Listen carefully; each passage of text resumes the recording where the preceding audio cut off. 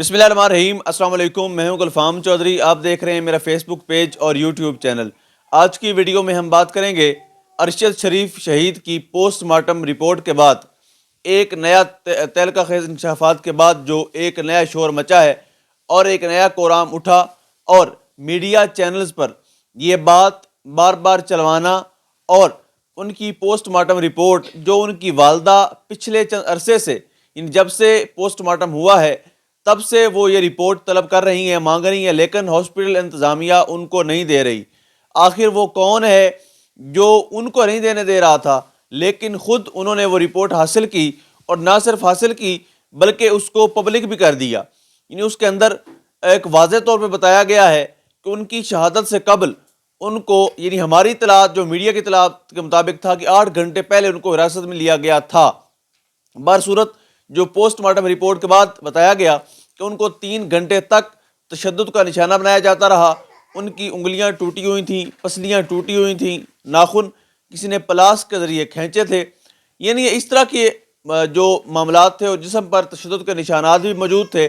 ان کی تصاویر کو شیئر کرنا، یعنی ان تصاویر کو شیئر کرنا، آخر وہ کون ہے اور کیا میسج دینا چاہ رہا ہے۔ ارشد شریف کا سوال آج بھی وہیں پر قائم ہے کہ وہ کون تھا، وہ کون تھا جس نے محمد علی جناح کی ایمبولینس خراب کروائی، وہ کون تھا جس نے فاطمہ جناح کے خلاف غلیظ کمپین چلوائی، وہ کون تھا جس کی وجہ سے لیاقت علی خان کو گولیاں لگیں،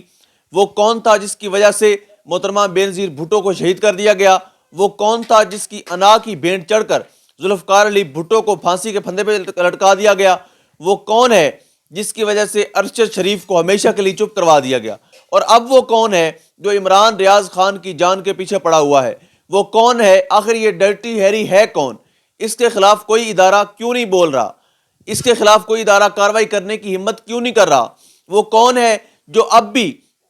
سینئر صحافیوں کے سر کی بولی لگا رہا ہے، وہ کون ہے جو اب بھی سپاریاں دے رہا ہے، وہ کون ہے جو اب بھی سلمان اقبال اور عمران ریاض خان کے پیچھے پڑا ہوا ہے اور ان کو شہید کروانے کے در پہ ہے، آخر وہ کون ہے، کیا اس کو کوئی لگام ڈالنے والا نہیں ہے؟ یعنی اسٹریٹ فارورڈ سوال پوری قوم کر رہی ہے جنرل باجوہ صاحب سے کہ آخر میجر جنرل فیصل نصیر ایسا کتنا طاقتور شخص ہے، یا آپ کو اتنا پیارا ہے کہ وہ لوگوں کو اٹھاتا ہے، برہنہ کرتا ہے، ویڈیوز بناتا ہے، بلیک میل کرتا ہے